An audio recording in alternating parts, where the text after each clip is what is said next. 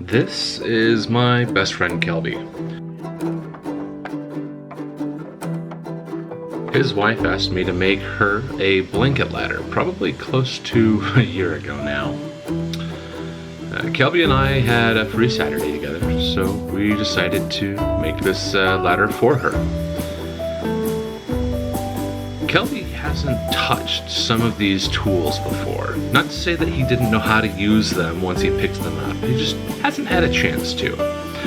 But this gave me the opportunity to give him some tips on woodworking.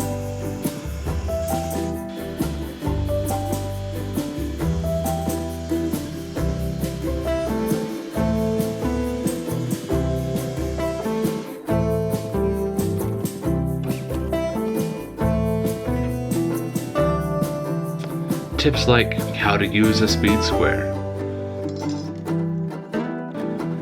Things like, do you cut on the left side or the right side of the line? Or do you cut right down the center?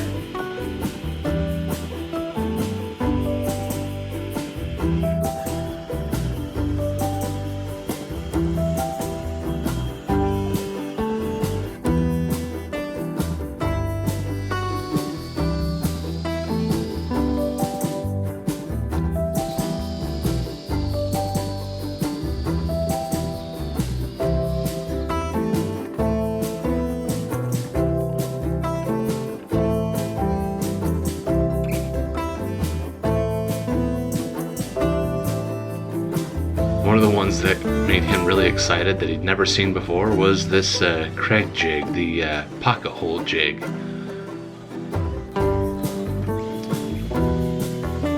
One of the other things I was able to teach him is how to use the speed square to cut an angle.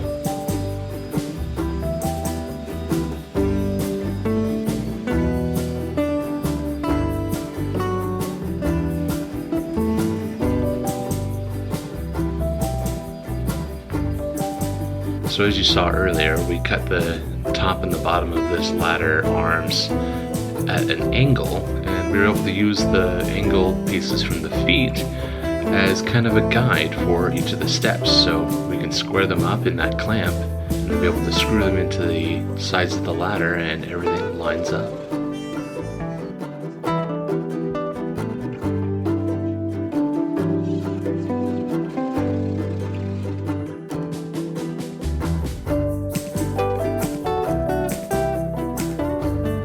Now is the moment of truth.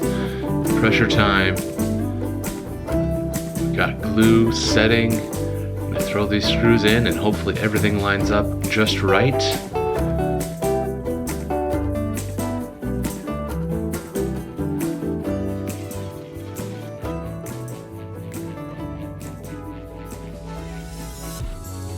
Alright, so now that we're starting to wrap up this project, one of the things I had a really hard time with is something that I have a hard time with almost always when I'm trying to teach somebody else, which is stepping back and letting them do it.